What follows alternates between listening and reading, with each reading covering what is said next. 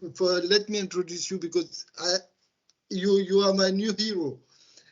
Cong Shi made a discovery, I can say a world-class discovery when he's preparing his PhD. I don't remember exactly how you say that, the Rutgers University. Yeah, Rutgers, and he yes. made a huge discovery he's going to share with us before the MobiCom. So we are lucky. Yes. And let him present his work, and you will understand why I'm so excited to have him on stage. You have the mic, and so please go. Sure. We can see your screen, no problem. Okay, so thank you very much for the introduction. So it is my honor to be invited to Metaverse. So in this world, we are trying to explore a security vulnerability in the AR/VR headset. So because with the capability of creating 3D world where the users can try to immerse in and interact with, AR/VR is very popular recently, and they attract millions of users. So such a rapid expansion of AR/VR devices, they enable a broad range of applications, such as the immersive gaming, virtual shopping, and banking. As the AR/VR domain extends beyond gaming, so the control logic of the AR/VR device have been shifting from controller-dominated interactions towards headset-dominated interactions via voice user interfaces. So in the AR/VR scenario, the headset is closely mounted on the user's head so that they press different parts of the face. We found that such a characteristic will make the headsets susceptible to facial vibrations caused by human speech, which are in bed with rich speech and speaker characteristics. Well, based on this key insight, we find that the built-in motion sensor will include a accelerometer and gyroscope that can be used for the eavesdropping attack. They can eavesdrop on the user's speech. While for all the AR/VR applications, accessing this built-in motion sensor usually do not require any user permission, because almost all the AR/VR application, they need to utilize the motion sensor to check the user's head movement and simulate the corresponding motion in the virtual world. We found that the facial vibration can be used to reveal the private information with the wearer's identity, which can be used to infer such as users watching and shopping preference, AR/VR travel history, and app usage behaviors. Well, at the same time, the facial vibration can be used to detect the gender of the victim, such as advertising the gender-specific products or analyzing gender-specific behaviors without any user permission. Well, more importantly, we found that visual vibration can reveal the speech content, such as the social security card number, phone number, password, transaction, and healthcare information. Well, exposing such information will lead to identity theft and credit card fraud, confidential and healthcare information leakage, which will put the user's security and privacy under high risk. So our experiment find that there's two types of facial vibration that can be captured from the AR/VR motion sensor. The headset can be moved or rotated by the dynamic of underlying facial muscles, which can reflect speech content as well as the wearer's unique private biometrics, such as face shape, tissue properties, and behaviors of speaking. We call such dynamics as facial muscle movements. Furthermore, during the pronunciation of speech, the conductive vibration produced by vocal cord can propagate through the cranial bones, thereby vibrating the headsets. So we call such vibration as the bum vibration. The facial vibration and the bum vibration and facial muscle movement, they have different frequency range.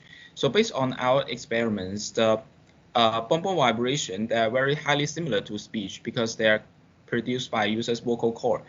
They have very high frequencies.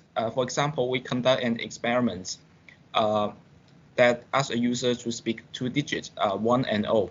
We can find that the frequency range of the response is across a high frequency of 0 to 500 Hertz, Well, if the user is only perform the facial muscle movement without pronouncing, we find that only the low frequency part, for example, below 100 Hertz, they will appear in the time frequency analysis. So that it means that the bonbon vibration are reside in high frequency, while the facial muscle movement mainly reside in lower frequencies.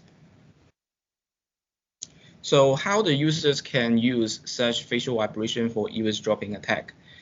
So the adversary will have a malicious app installed on the victim's AR/VR headset. The adversary can fooling the victim to install the app or posting the app on the AR/VR app store. The malicious app will collect the victim's motion sensor data in the background and sends the data to a remote adversary. Our study on two mainstream AR/VR programming platforms, including the Oculus and OpenVR, show that accessing the motion sensor do not require any permissions. So with such sensor data, the adversary can apply signal processing and machine learning-based techniques to reveal the victim's gender, identity, and even speech contents. So we consider I will briefly go over the three scenarios. So the attack can launch when the attacker have the victim's data and label. For example, the victim's motion sensor data and the identity information, speech content. Otherwise, the adversary can also try to use the victim's motion sensor data collected during the attack phase for adaptive training, which is we refer as scenario 2. They can use the victim's motion sensor data collected in the attack phase for unsupervised machine learning, which does not require the victim's label data for training. In addition, for scenario 3, the attacker can also launch the attack without any data from the victims. This is very challenging scenarios, as the adversary may not have any data to build a machine learning model to identify the user's private information. So to conduct a practical eavesdropping attack, we first need to detect the presence of human speech based on the motion sensor readings.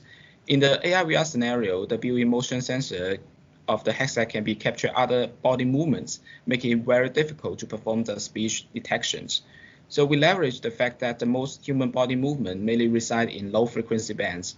Thus, it is more reliable to detect the human speech based on high frequency bonbon vibrations. We calculate the spectrogram and accumulate the energy to detect the region of human speech.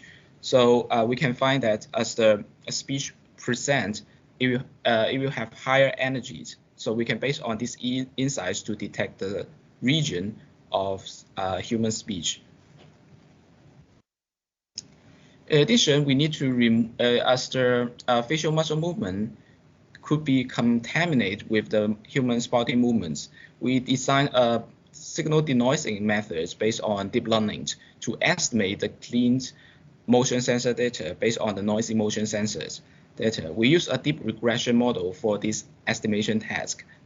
After we show example, for example, when the user is performing activity of head up and head down, we can find that the motion sensor reading is contaminated. Well, after our signal denoising method, the motion artifacts are removed and only the facial muscle movement of human speech are present. In addition, for the facial muscle movement and bonbon vibration, we extract two sets of features. For the facial muscle movement, we calculate the 3D speed and displacement through applying numerical integration on the 3-axis accelerometer and gyroscope readings, which characterize the user's head spatial movements during speech. We can see that the 3D speed and displacement are very distinctive for the two users. On top of that, an 11 time domain feature and 2 frequency domain feature are extracted to characterize the victim's speech characteristic. For the high frequency bonbon vibration, we will apply the spectrogram to capture the bonbon vibration features. Based on these two sets of facial vibration, we design a deep learning-based framework by using convolutional neural network to map the features. of bone vibration and facial muscle movements into hidden representations. And then we apply the classification techniques to reveal the user's gender and also the user's identity.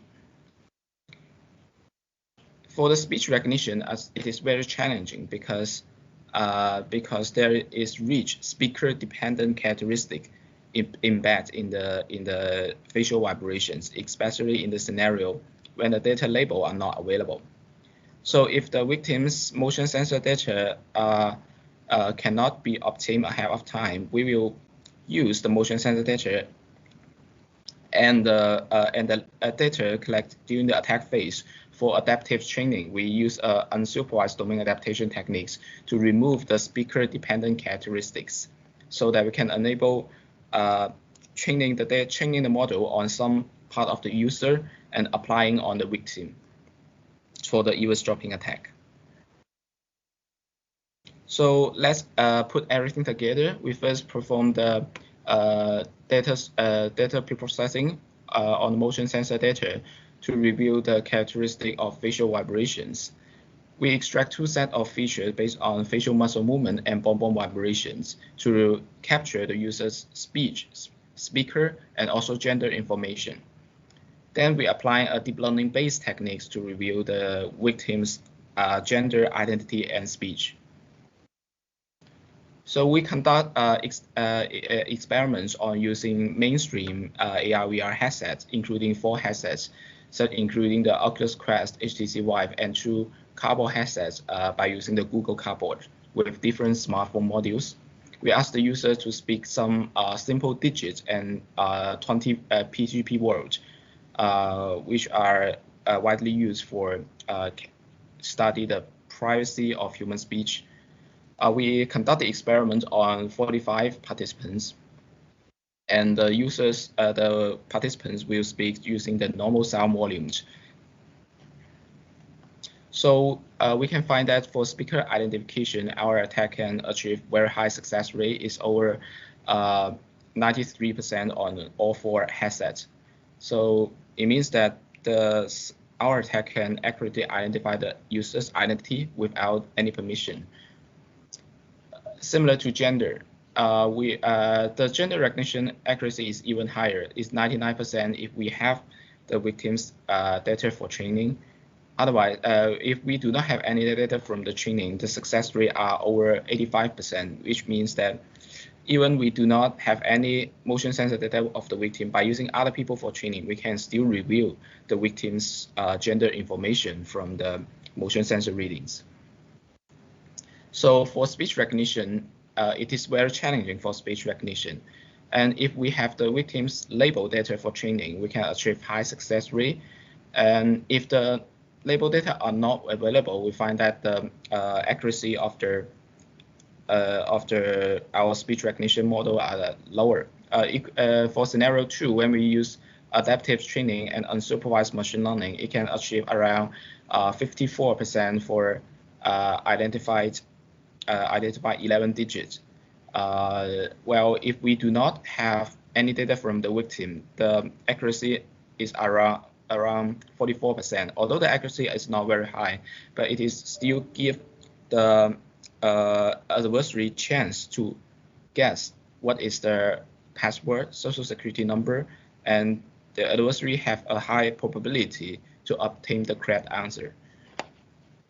So in summary, in this work, we propose the first of its kind attack that infers the private and sensitive information by leveraging the zero permission motion sensors on the AR/VR headset. And we also find that there's 2 speech effects in the motion sensor readings, including the facial muscle movement and bone vibration. We also designed a series of techniques to infer the headset wearer's gender, identity, and also simple speech. We showed such feasibility of our attack through extensive experiment, which covers mainstream AR/VR headsets and also cardboard headsets. So this is my work. So please let me know if you have any questions. Well, I'm sure that there are 3 people who get everything there. not yeah. me.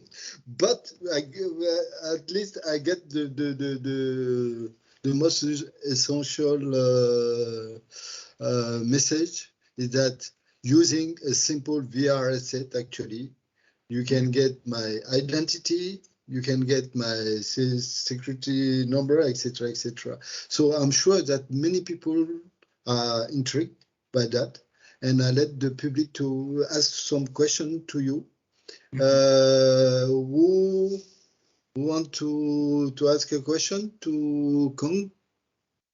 Thank you very much for your presentation. Really, very insightful. So thank you. Yeah, maybe too technical. Yeah. I think that all the people are afraid. Everyone is going to throw his headset because of your discovery. And yeah, I don't know if Constantine is there.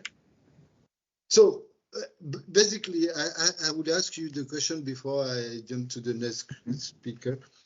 There is nothing to do actually. If someone can want to do it, he can do it, right? Yes. We can't protect ourselves from this problem. Okay, good. Right? Yes. Can you hear me?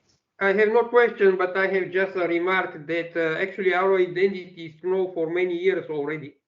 So I don't bother too much if it will be also known from via a headset.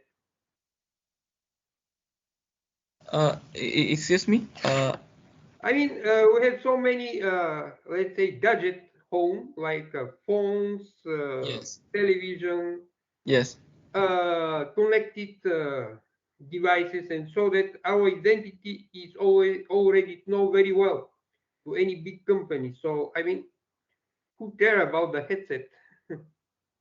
yes. That is still a privacy issue because for the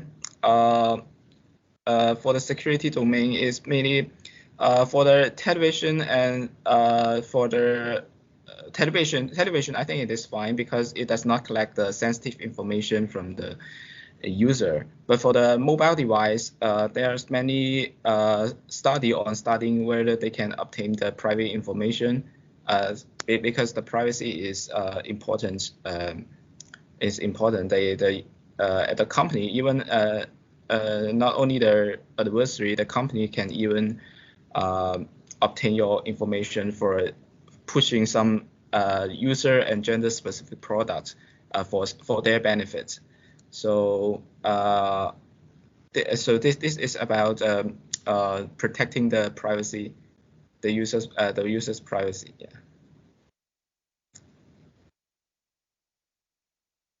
Thank you. Wow. Thank you again.